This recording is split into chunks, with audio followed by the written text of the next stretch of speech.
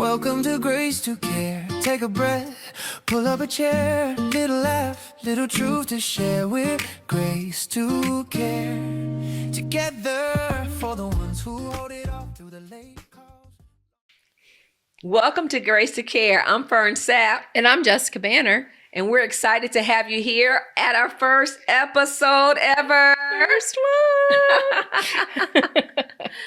First of all, we're coming off of a high celebration. For those of you that were with us, we want to thank you for joining us in our launch. Was that not incredible? It was so much fun. Oh my gosh, it was just amazing just to see it all just unveil and come to life. So thank you all. If you didn't get a chance to see it, hey, listen, go to our website. Check it out. Check it out because it's there for you, Graced2Care.com. You can also get it on YouTube. Oh, yes. Okay. Every platform, it's out there. So we're just excited to be here today. First episode. First episode. Wow. So, let's see. We're here today. Of course, you all got a chance to see in some of our launch, just some of who we are. But we get a chance today to really talk about who we are and how we got this thing kicked off and got it started. Can I tell the story? Oh, absolutely. Yeah. So Ferne was speaking and I just kind of had this whisper in my ear. Ferne and I should do a podcast on caregiving. And I was just laughing. I was like, that's never going to happen. She's so busy. But you walked right up to me afterward and I just kind of tossed it out there. Hey, Ferne, we should do a podcast on caregiving. And I said, absolutely, let's do it. Give me a call next week and we'll get it on the calendar. Yep. She said, please promise me we're doing this. Yes. Because what she didn't know is that years ago I had a vision board and it had Speak Purpose was I was going to do a podcast. So now here we are, but we're Graced2Care. Absolutely. We're Graced2Care. So we're excited about this. You know, we realize though, we recognize that while today we're very excited, both of us come from backgrounds and we both shared in the space as I share in it now. We'll talk about that in a little bit about being caregivers. So we understand that while we've gotten a lot of excitement today, that there are some you come to the line and hey, you're where I was at this morning, right? Fatigued, right? Because I got that call to care this morning, right? That bell literally went off and I had to go and deal with it. And I don't mean a literal bell, but you know what I mean? The call to care came.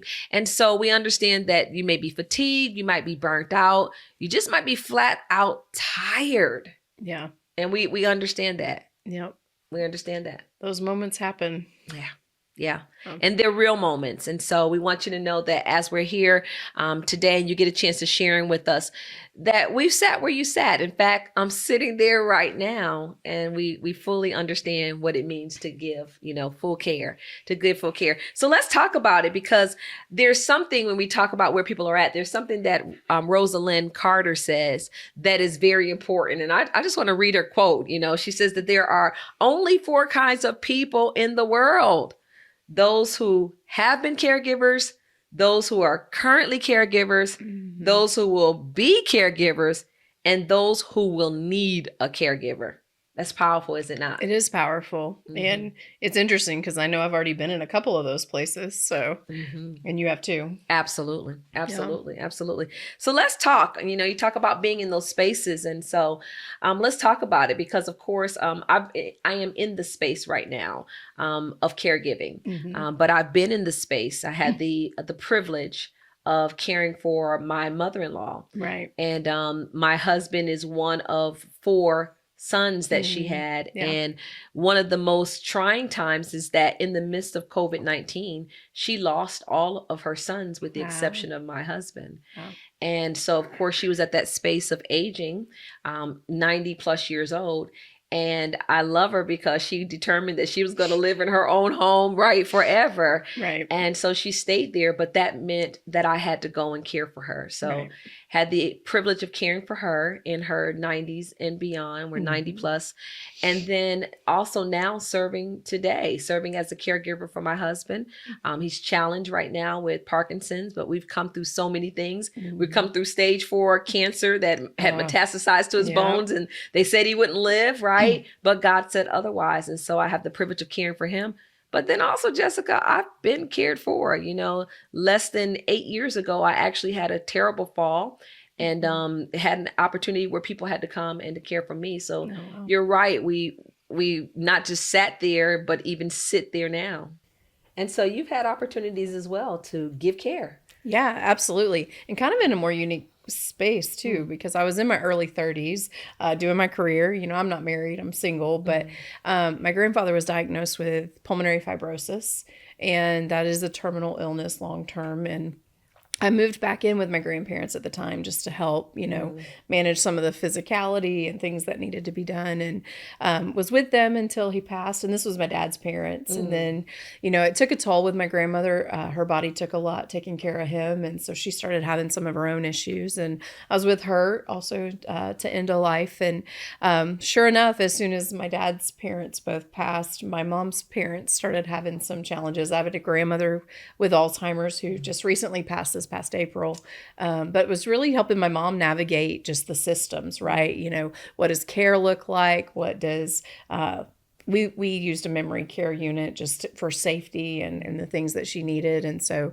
was almost in a constant consulting space in that regard. And I'm also a professional caregiver in some ways. I work as a counselor, so been doing that for 18 years and have had a wide range. Yeah. So.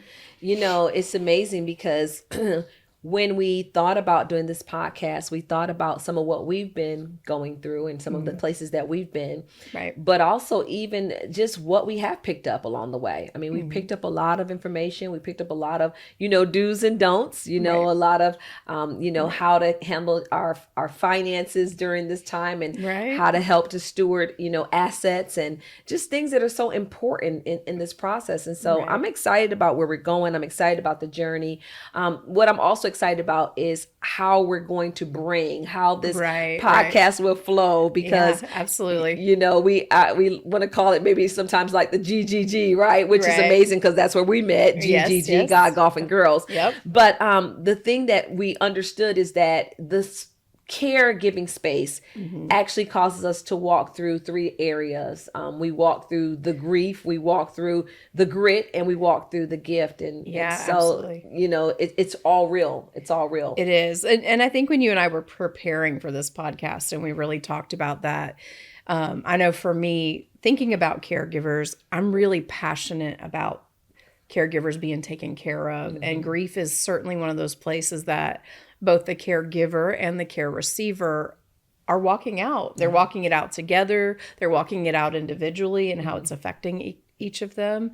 But we also talked about the grit, that there is just the put your hands to the plow. There's the things you got to roll up your sleeves and just do, right? Like we know that that's a part of what you have to handle. And so there's just that grit, that steel you got to dig in. And then the gift, which is really the most precious part, right? And I know you guys know that too, that this is the place, it's the little moments, right? Like I just remember at night when my grandfather would have a hard time breathing, I would just sit there and rub his back and just speak in the cadence of like what he needed to be breathing to. And that was one of the most precious moments I'll ever take away out of my caregiving experience. And just really learning like there are small precious gifts along the way. Yeah. You know, I like for us to, you know, really talk about those, you know, just really individually, because I think when we say grief, sometimes our minds can naturally go to,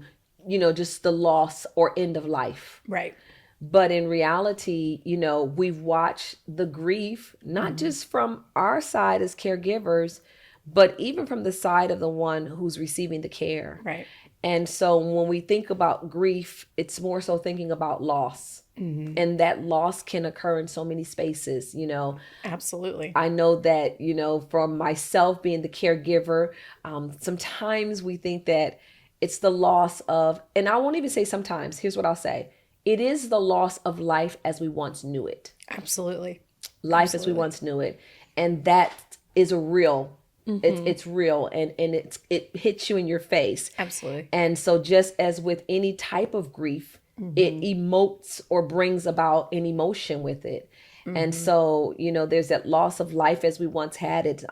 You can think that it's loss of ambition or loss of dreams or things that were on your heart, but there's this space where you have to have this trust to know that all that we're supposed to do in life is going to come to pass. But Right. I think it's important to talk about that loss, because even on the person who's receiving the care, life is no longer as they once knew it. Life changes. You know, I think about my husband.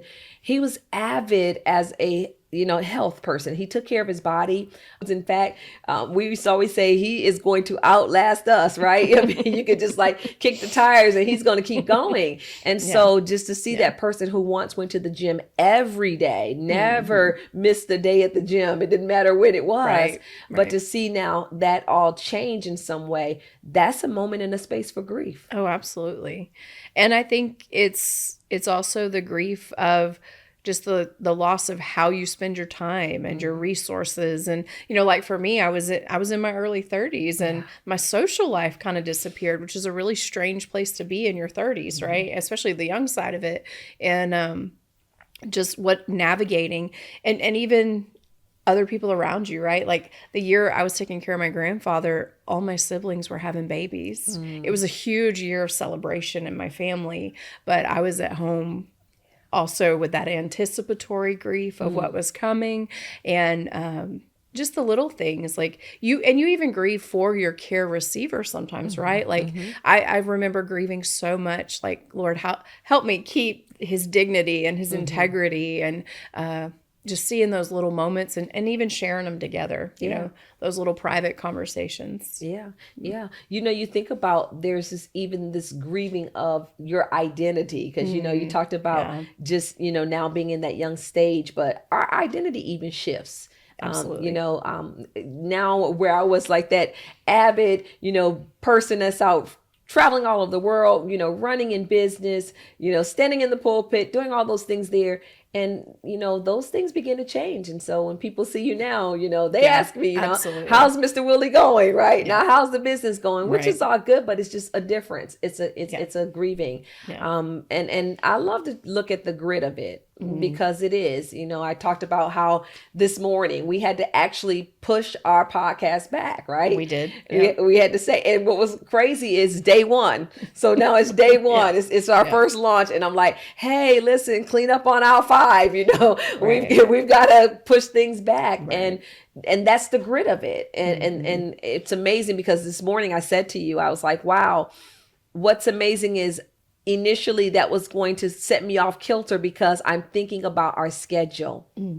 And then I had to remind myself that we're doing a podcast because of cleanups on aisle 5, right? Exactly. So if you can't get to aisle 5 and take care of it, there's a big problem. That's the grit, right? And I'm sure you guys experienced that too, right? The places where you expected something to go a certain way and your whole schedule may get off kilter with a need, or you go to that doctor's appointment and suddenly the trajectory of your day changes because of things that happened at the doctor's appointment, or, those things happen. And there is a level of having to hold loosely in that season with the grit, for sure. Yeah. Even when you think about that grit, and we'll share with this through several episodes so you all will see, but even how we navigate the waters of showing up exhausted. Oh, yes. Showing up, because the grit takes you into this place where sometimes you're working beyond, right? Oh my gosh. It's not just the 9 to 5, right? It's that space where sometimes I used to say, oh my goodness, is this the NDO zone, right? Is this the no days off zone? And we're going to talk about even how to navigate the waters of grit, because there has to be a space where we do call on the team and we do look for, that the support, the backup crew, right? That comes in and helps. So I love the fact that we'll be able to talk about a lot of that as well. And then as you shared, it's the gift of it all. Absolutely. It's the gift. When I think of the gift, I think about it from this perspective. It's not what I have to do, but it's what I get to do. Absolutely. I think of the gift that, wow, God chose me for this moment and this time and this purpose. And while it wasn't, if I looked on my vision board, right, I didn't have it on my vision board. It was nowhere on there. Listen. But watching the gift roll out. It was funny. I put moving boxes, and I had no plan to move in 2016 for my 2017 board. I was doing it at the end of the year, and I was like, I'm not moving, God. And he was like, and sure enough, by first weekend in February, I had moved back in. Wow. And I didn't know to anticipate it, but it definitely can change the trajectory, but it doesn't always mean that it's changing everything, And so, well, I love it because you all get a chance as we're going through, and this is some of what you can expect, because we're going to have conversations, and those conversations will be based on, the grit of it all, the gift of it, and even just looking at, the grief of it. And so you'll get a chance to peek in and to eavesdrop and be a part of these conversations. Yeah, absolutely. Yeah. And we just wanted a place to have the conversations, because so often in caregiving, you're isolated or you're surrounded by people who aren't really walking the same season. And so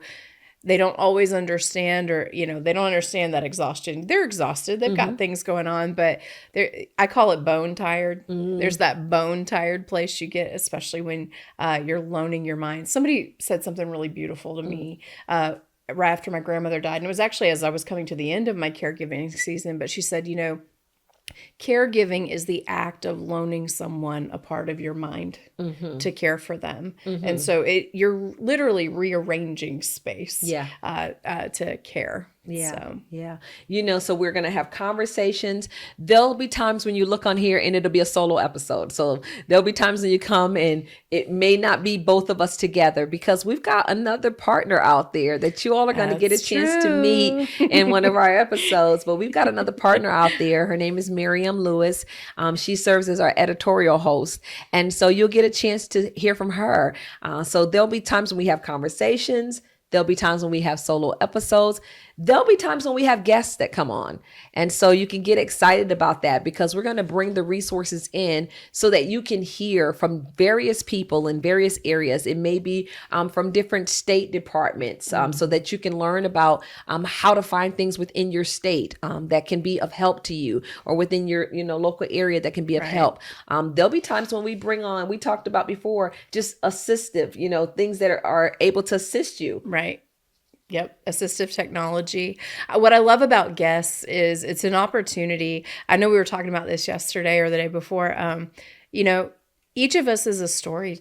We have a story, and each of us has a life that is a story to tell. And even in caregiving, we have a unified story, even in our unique expressions of those stories. And so I love that about the idea of getting to invite people here to share parts of their stories. Because the truth is, in caregiving, we're a community. And that's really what we want is, I may have some nuggets that I gained, and it may be helpful for you. It may not. Ferne definitely has some. And we recognize there are millions of caregivers. And so we certainly want to just open the door. There may be professional people who come in who are on the professional side of caregiving to share with us about technologies, resources, programs, but we also may invite caregivers, and we may even invite some care receivers, because we want to hear what that part of the dialogue is like also. What is it like to be cared for?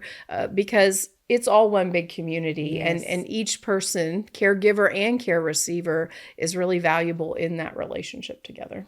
Absolutely. And something that you say there, you use the word community, and we want to help them to understand that's how we came to terms with the name. Of course, it's a spin off of a book that you all will have an opportunity to be able to go to the website and to get here very soon. But it's a spin off from the book that Willie and I are writing that was Graced2Care, T-O, Graced2Care. And we'll talk in that book about how the Lord really revealed to me one day in the crying moment when I just felt like I couldn't go on any further. And he reminded me that his grace was sufficient in my weakness, and that I was graced to care for him. And it was at that moment that I began to embrace the assignment and to receive it. But when you came up and I started talking about this book and we started talking about the podcast, and you said, hey, listen, I'm not, in any way averse to us using and spinning off of that. So when you all hear the Graced2Care, the number 2 in there, that's where we're dealing with the community, because we understand that in order to do this, we have to do it together. No man stands on an island alone. And we understand that in this journey of giving care, we have to give care with one another. And so that's even where our name Graced2Care pulls in the community to say we're doing this together. Yeah, because we really loved how the two represented partnership in so many different ways. So Yes. There's something else too. I talked about, the book that's going to be rolling out, but there's something else that Graced2Care will also be doing, and that is we'll be offering journals and downloads, so things that are on the website. So we really want you to become familiar. It's on the screen there. So we want you to become familiar with the website. It's Graced2Care.com. And so we want you to make sure not only is it on the screen, but it's also in all of the lower areas of the podcast. And so you get a chance to see it. It's written out there in the comment section as well. So make sure that you go there, become familiar with the website.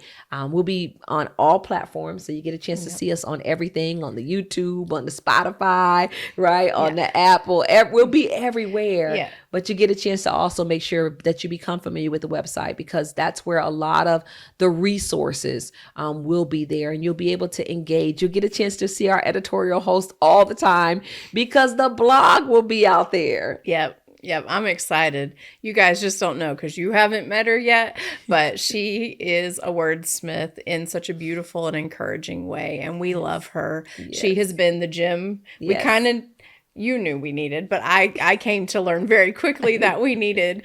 But we're excited for you to meet her. We're excited for you guys to be here with us, because this is just the jumping off point. We know that this is a deep well. Caregiving there are so many needs, and there's so many opportunities out there for us to be a good community. And we really wanted to create a space where those things can all come together. And we will be streaming audio on Apple and Spotify. We want you to join in our socials. We'll have Facebook and LinkedIn and Instagram. We're on the TikTok. We're learning, you guys. We're new to that. So we just want it to be as accessible as possible. You may be a blog reader, you may listen in pieces, you may read, come back. We will be releasing the episode and the blog a couple days later, it'll be kind of a mate to the episode that occurred each week. And so it's really just a tool. We want to create a space for you to be a part of the conversation, but also a space to get connected to resources, to people, to tools that can just help walk this process out, and to help not feel so alone, and feel like, oh, they hear me, they get me. I have a place to be, they get me, right? Yes. So this is the jumping off point, and we want you to come along on the journey with us, because we are very excited. Yeah. And here's the thing, because we recognize this, and that is that we all carry a load. And so in carrying that load, it's important for you to know that you don't have to take it all in at one time. You can tune in, pick out the pieces that you need, pull what you want to pull, listen to it at the times when you need to listen to it. And that's why we wanted to make sure that it was, fully accessible to you. So listen, get excited about it, be excited about what's happening, and where we're going with it all. Now, listen, I want us to talk before we go, just, this real talk, because there's this place where, when I think about it, that one thing that caregiving has really, I really wish that someone had told me about. And it's sort of in what we're talking about right now. But if I had to say that there was one thing I wish someone had told me, and that is that you don't have to do it alone. You don't have to do it alone. I think that a large part of who I am, my personality, was wanting to always have everything together, right? Always wanting, the bed to be made just right, and always to change out the bags 50 times, and and make sure that there's not a smell or not anything anywhere. And I was literally trying to do everything alone.